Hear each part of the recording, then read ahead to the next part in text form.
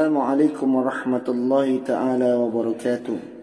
Alhamdulillahi rabbil alamin. Wassalatu wassalamu ala ashrafil anbiya'i wal mursalin Sayyidina wa nabiyina Muhammadin wa ala alihi wa sahbihi ajma'in, amma ba'd. Jamaah rahimakumullah, pertama-tama marilah kita bersyukur kepada Allah atas kehadiran Allah subhanahu wa ta'ala yang pagi yang penuh cerah ini. Allah subhanahu wa ta'ala yang telah memberikan banyak nikmat kepada kita berupa keimanan, kesehatan dan waktu yang luang.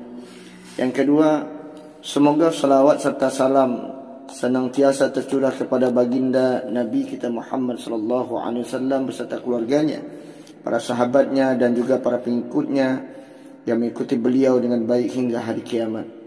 Adapun selanjutnya, pada hari ini sahabat yang dirahmati oleh Allah, jamaah rahimakumullah, wasiat kita kali ini adalah kepada diri saya sendiri dan kepada seluruh jemaah yang hadir di majlis ini untuk senantiasa bertakwa kepada Allah dengan sebenar-benar takwa.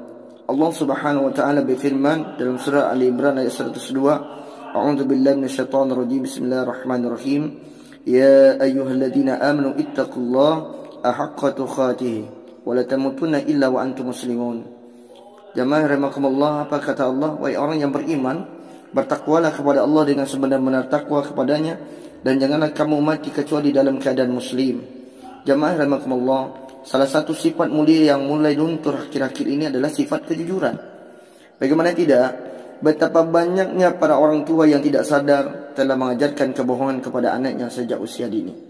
Ketika anak menangis, banyak orang tua mengiming-imingkannya dengan sesuatu yang padahal ia tidak akan ada niat untuk memberikan sesuatu itu pada si anak. Akhirnya sahabat, ketika anak sudah di bangku sekolah, sang anak pun mulai mempraktikkan kebohongan yang diajarkan oleh orang tuanya sejak dini. Maka tidak jarang rahimakumullah, tidak jarang ketika ujian sekolah banyak di antara siswa yang tidak jujur dalam mengerjakannya. Ada yang membuat contekan, selalu memberikan dan meminta jawaban dan lain sebagainya. Bahkan ketika guru menanyakan tugas kepada mereka, kerap kali mereka menjawabnya dengan bohong. Maka bila ada satu siswa saja yang jujur, maka teman sekelasnya akan banyak yang menjauhinya. Subhanallah, sungguh miris sahabat akhlak seperti ini. Tetapi apakah praktek kebohongan hanya selesai sampai di sekolah saja? Ternyata tidak sahabat. Ketika di dunia kerja pun praktek kebohongan juga banyak terjadi, apalagi di dunia bisnis yang banyak berhubungan dengan keuangan. Jadi jika kecintaannya terhadap uang sudah membabi buta, maka ia tidak akan segan-segan banyak melakukan praktek kebohongan demi mendapatkan keuntungan atau uang. Lebih-lebih di dunia politik sahabat. Tentu praktek kebohongan yang terjadi tidak perlu ditanyakan lagi sahabat. Maka jamaah rahimakumullah, apabila kita menemukan uang 100 juta di tengah jalan, apa yang akan kita lakukan? Melaporkannya atau menyimpannya di rumah? Saya kira jika uang yang sebesar itu, maka tentu kita akan cenderung ketakutan dan segera melaporkannya. Coba jika yang kita temukan hanya uang Rp5.000 atau mungkin Rp2.000, apakah kita akan berusaha mengembalikan kepada pemiliknya? Maka sahabat, kebanyakan sahabat yang dirahmati oleh Allah Subhanahu wa taala, dari kita tidak ada kesempatan untuk berbohong. Atau ada kesempatan tetapi kemungkinan besar kebohongan kita mudah diketahui oleh orang lain. Maka cenderung kita berkata jujur, betul tak? Nah, akan tetapi sahabat, jamaah rahimakumullah, ketika ada kesempatan dan besar kemungkinan kebohongan kita tidak diketahui, maka tentu akan ada kecenderungan atau keinginan untuk berbohong. Inilah godaannya, jamaah rahimakumullah. Apakah kita mau berbohong ataukah mempertahankan kejujuran kita? Maka jamaah rahimakumullah, sebagai seorang muslim, tentu kita sudah diajarkan di dalam agama Islam bahwa kejujuran merupakan akhlak yang paling mulia. Allah Subhanahu wa taala mengatakan dalam firman dalam surah At-Taubah ayat 119, apa kata Allah? Ya ayyuhalladzina amanu ittaqullaha wa kunu ma'as shadiqin. Wahai orang yang beriman, bertakwalah kepada Allah dan tetaplah bersama orang-orang yang benar. Di ayat yang lain juga disebutkan oleh Allah Subhanahu wa taala dalam surah Al-Ahzab ayat 70. Apa kata Allah? Ya ayyuhalladzina amanu ittaqullaha wa qulu qawlan shadidan. Wahai orang yang beriman, bertakwalah kepada Allah dan ucapkanlah perkataan yang benar. Maka sahabat jamaah rahimakumullah, Nabi kita baginda Muhammad sallallahu alaihi wasallam juga dikenal sebagai orang yang jujur dan dipercaya. Maka tak heran di usianya yang muda, ia sudah dipercaya oleh para pedagang kelas internasional untuk menjadi mitra bisnisnya. Maka sahabat yang dirahmati oleh Allah, agama Islam adalah agama yang menjunjung tinggi kejujuran.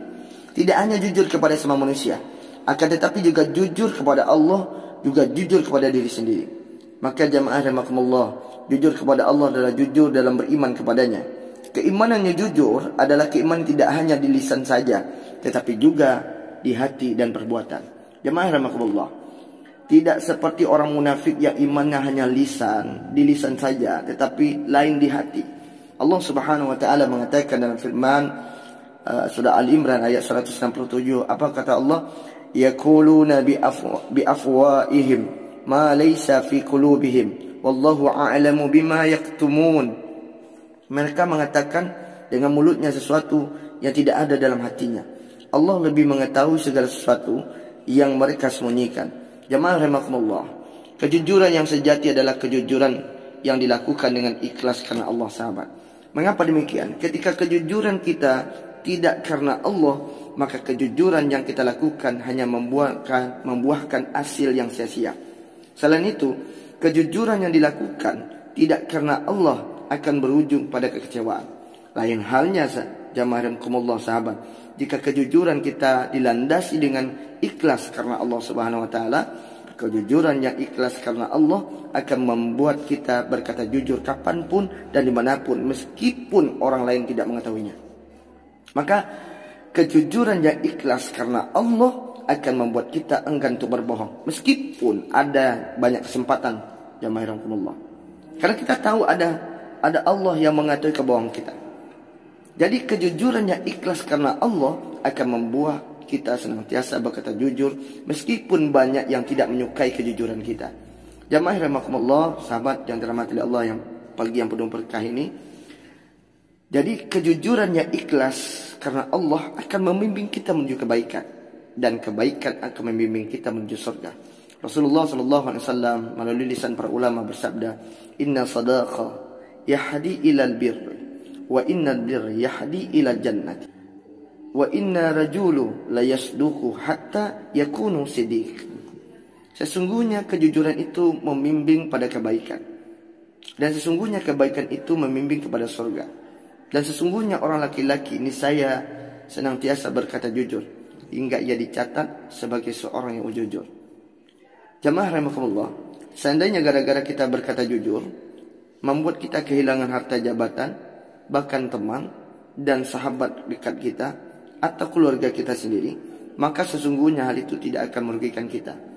Rasulullah SAW mengatakan, arba'un idza kunna fika fala 'alaika ma fataka minad dunya ifdhu amanati wa sidiqu hadithi wa usnu khaliqati wa ifatu fi tu'mati. 4 hal yang apabila ada padamu, maka kau tidak akan merasa keberatan jika kehilangan nikmat dunia. Yaitu yang pertama, ifdhu amanati, yaitu menjaga amanah. Bagaimana cara kita menjaga amanah yang dititipkan Allah. Yang kedua, wasadiqu hadithin, yaitu berkata jujur. Yang ketiga, wa usnu khaliqati, akhlak yang baik. Yang keempat, wa ifatu fi tu'amati, yaitu kesucian diri. Jadi sahabat, justru apabila kita berbohong, meskipun dari kebohongan itu membuat kita mendapatkan banyak kenikmatan dunia, akan tetapi kebohongan adalah jalan menuju neraka. Maka Rasulullah SAW mengatakan dalam hadis yang lain, wa inal khadibi yahdi ilal fujuri, wa inal fujuri yahdi ilal nar, wa inal rujuli yaksibu hatta yaktaba indallahi kadhiban. Sesungguhnya dusta itu membimbing pada kejahatan, dan kejahatan itu membimbing menuju neraka.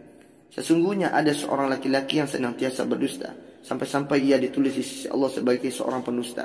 Jamaah rahimakumullah, ketahuilah bahwa apapun yang kita ucapkan, maka sesungguhnya ada malaikat sebagai pengawas, dan akan ada malaikat juga yang mencatatnya.